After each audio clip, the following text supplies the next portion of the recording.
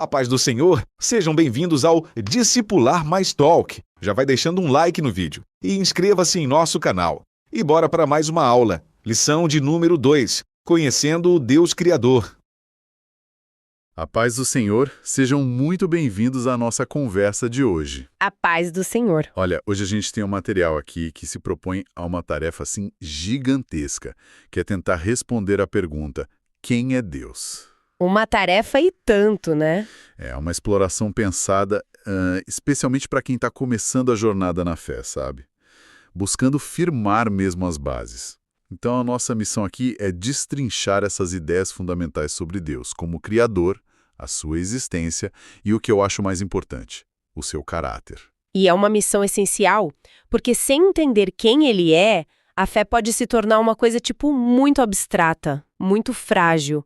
É como tentar construir um relacionamento com alguém que você mal sabe o nome. Não funciona. Exatamente. E para começar, esta lição nos joga direto no ponto de partida do universo. Ela destaca o que chama de texto áureo, que é basicamente o versículo-chave que encora toda a discussão, né? Gênesis 1, versículo 1. No princípio, criou Deus os céus e a terra. Sim.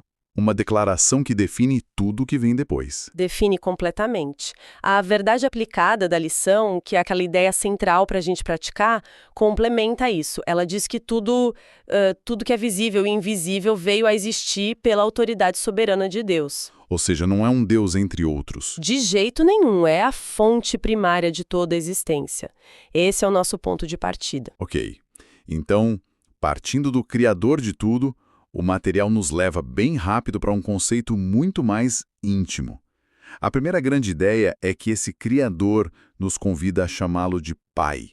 Jesus ensina isso de forma muito clara. Por que essa mudança de título, de Criador para Pai, é tão transformadora, especialmente para um novo convertido? Olha, porque é uma mudança de paradigma completa. Pensa um pouco no contexto da época. No Antigo Testamento, o nome de Deus era tão sagrado que era reverenciado, às vezes nem se pronunciava. A relação era de um povo com o seu rei, soberano e santo. Certo, uma relação de distância. De reverência. Exato. O que Jesus faz ao popularizar o termo Pai, ou Abba, que é ainda mais íntimo, tipo paizinho, é um terremoto teológico. Ele está, assim, democratizando o acesso a Deus de uma forma radical. Ele reposiciona a gente de súditos distantes para filhos amados. No terremoto teológico, eu gostei disso. Não é só uma palavra bonita, é uma revolução no relacionamento. A lição até diz que isso substitui sentimentos de desconfiança e medo por uma confiança plena. Exatamente. Medo e desconfiança são as reações, digamos, naturais diante de um poder que é desconhecido e avassalador. Mas a confiança é a reação de um filho diante de um pai que o ama. Faz sentido. O convite é para entregar conscientemente todas as áreas da vida nas mãos dele. Não como um ato de resignação, sabe? Mas como um ato de confiança inteligente em alguém que tem o melhor para nós. E para ilustrar esse cuidado, o material usa uma imagem que me pareceu, assim, surpreendentemente doméstica e terna. Ah, sim. Jesus se compara a uma galinha ajuntando seus pintinhos debaixo das asas. Não é a imagem de um rei poderoso ou de um juiz. Não mesmo. O que essa metáfora revela pra gente? Essa analogia de Mateus 23 é fantástica. Porque pensa bem, uma galinha não é um animal feroz. Não. A força dela não está em atacar, mas em proteger. Ela se coloca entre os pintinhos e o perigo. Ela oferece calor, abrigo, segurança. Isso nos mostra que o cuidado de Deus é pessoal, é protetor, é quase instintivo.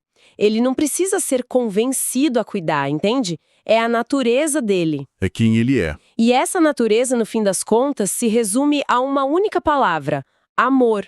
Foi esse amor protetor que originou todo o plano da salvação. Certo, mas é inevitável que um novo convertido, ao ouvir sobre esse amor protetor, olhe para a própria vida, para as dificuldades, para as dores e pense: será mesmo?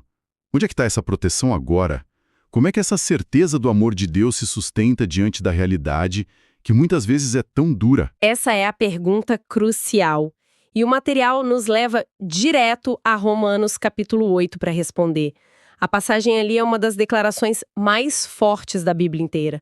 O apóstolo Paulo não ignora as dificuldades, pelo contrário, ele lista Tribulação, angústia. perseguição, fome, e depois de reconhecer tudo isso, ele conclui de forma categórica que nada, nem a morte, nem a vida, nem anjos, nem poderes, nem o presente, nem o futuro, nada no universo pode nos separar do amor de Deus. A promessa não é de ausência de problemas, então. Não. A promessa é de um amor que persiste através de todos eles. A segurança não é a ausência de tempestades, mas a certeza de que a nossa âncora está firme. Essa imagem de um pai protetor é muito poderosa, mas ela presume que a gente já acredita que ele existe. Para alguém que ainda está cético, que está dando os primeiros passos e se perguntando como eu posso ter certeza disso tudo? Por onde a lição começa a construir esse argumento? É uma transição importante, e o material oferece duas linhas de raciocínio que são fundamentais. A primeira é o que a gente poderia chamar de argumento da criação ou testemunho da realidade. O convite é simples. Olhe ao redor, certo? A complexidade de um ecossistema, a vastidão do cosmos, as leis da física que regem tudo com uma precisão matemática. O Salmo 19 fala disso, né? Os céus manifestam a glória de Deus. Exatamente. A ideia é que o design aponta para um designer. Em Romanos, capítulo 1, o argumento é ainda mais direto. As qualidades invisíveis de Deus são tão evidentes na criação que a descrença se torna uma escolha deliberada, não uma falta de evidências. O argumento da criação é bem intuitivo. Tipo, a pintura exige um pintor. Mas o material oferece algo mais abstrato. Algo que não dependa só da nossa observação do mundo. Sim, e aqui é onde a coisa fica realmente fascinante. O segundo argumento é o conceito da autoexistência de Deus. É uma ideia que diferencia o Deus bíblico de qualquer outra divindade ou ídolo que já existiu. Como assim? Tudo no universo que a gente conhece é contingente. Ou seja, depende de outra coisa para existir. Você depende dos seus pais, que dependem dos pais deles. O planeta depende do Sol. Tudo tem uma causa. Deus, por outro lado, é apresentado como a causa não causada. Ele não foi criado. Ele simplesmente é. É aqui que entra aquela passagem de Êxodo, quando Moisés pergunta o nome de Deus, não é isso? Precisamente. Em Êxodo 3, a resposta de Deus é: Eu sou o que sou. Isso tem uma profundidade filosófica imensa. Ele não diz, eu sou mais forte ou mais sábio. Ele diz, eu sou. O meu próprio ser é a minha definição. Puxa. Ele existe por si mesmo, eterno, autossuficiente. Ele não está no tempo, o tempo está nele. Isso contrasta brutalmente com os ídolos, que são criados por mãos humanas e precisam ser carregados. Entendi. O Deus da Bíblia não depende de nada nem de ninguém. Exato. Então, de um lado, a gente tem a evidência visível na criação, e do outro, essa verdade lógica, quase matemática, de uma causa primeira autoexistente. Diante disso, qual é o papel da fé? A fé vem para preencher as lacunas ou ela é outra coisa? Material, citando Hebreus 11, posiciona a fé não como um salto no escuro, mas como o passo lógico seguinte. O versículo diz que quem dele se aproxima precisa crer que ele existe e que recompensa aqueles que o buscam. A fé é a ponte. É a ponte. É a nossa resposta a essas evidências. É o ato de confiar e iniciar um relacionamento com base no que foi revelado, sabe? Não é só um sentimento. A lição descreve a fé como uma ferramenta vital, uma regra que nos ajuda a discernir a verdade no meio de tantas doutrinas falsas que tentam diminuir ou distorcer quem Deus realmente é. Entendi. Então, uma vez que a gente estabelece a base de que Deus existe e que Ele é um Pai que nos ama, a lição mergulha mais fundo no caráter dele. Quem é essa pessoa?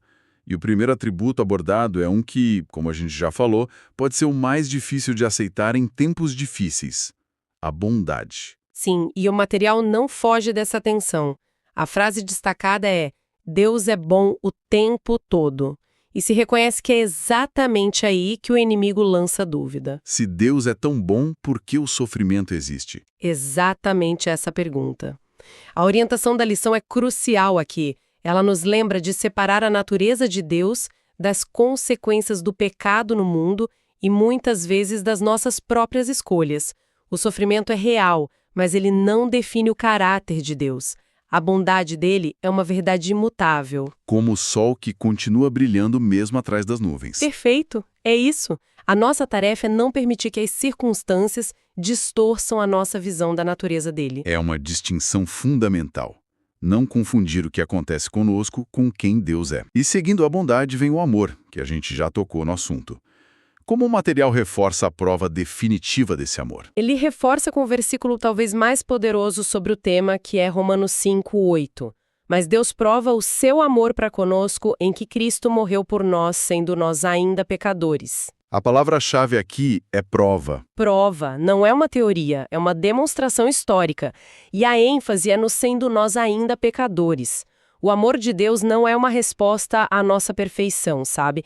É a iniciativa que nos busca na nossa imperfeição. Não é algo que a gente merece ou conquista. De jeito nenhum. É a essência de quem Deus é. Ele não nos amou porque éramos amáveis, ele nos amou porque ele é amor. Isso desarma completamente qualquer tipo de orgulho espiritual. Aquela ideia de que a gente pode ser bom o suficiente para Deus. É um amor que nos encontra onde a gente está. E por fim, a lição apresenta um terceiro atributo, a fidelidade. O que significa exatamente dizer que Deus é fiel? Fidelidade, no contexto que é apresentado, significa que Deus é absolutamente íntegro, confiável e cumpridor de suas promessas. A palavra dele é o contrato dele. Exato. Se ele disse, ele fará. E o mais interessante é que a lição explica que a fidelidade não é só algo que Deus faz, é parte de quem ele é. Ele não pode ser infiel, pois isso seria negar a si mesmo, seria uma contradição no seu próprio ser. Uau! O Salmo 33, que é citado na lição, diz: porque a palavra do Senhor é reta e todas as suas obras são fiéis. Num mundo de promessas quebradas e incertezas, a fidelidade de Deus é apresentada como a única rocha inabalável sobre a qual podemos construir nossa vida. Que jornada! A gente começou com a declaração monumental de que Deus criou tudo, lá em Gênesis.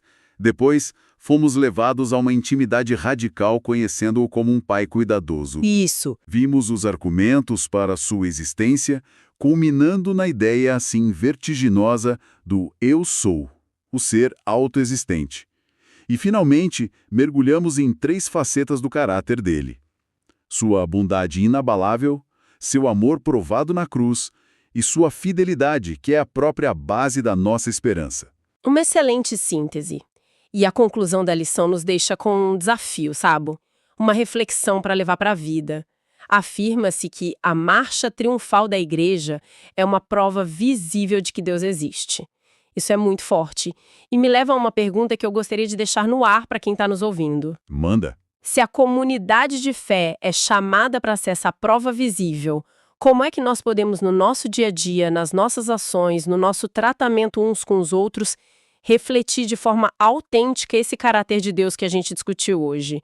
Como a nossa vida em comunidade pode ser um testemunho vivo que grita para o mundo, sim, ele existe, e ele é bom, ele é o amor e ele é fiel. Uma pergunta que nos tira do campo da teoria e nos coloca direto na prática. É o pensamento perfeito para encerrar. Agradeço a quem nos acompanhou nesta análise. A paz do Senhor. Chegamos ao final de mais uma aula. Curta o vídeo, inscreva-se em nosso canal, ative o sininho e fique atento às notificações. Fique na paz do Senhor, bons estudos e até o próximo Discipular Mais Talk. Tchau, tchau.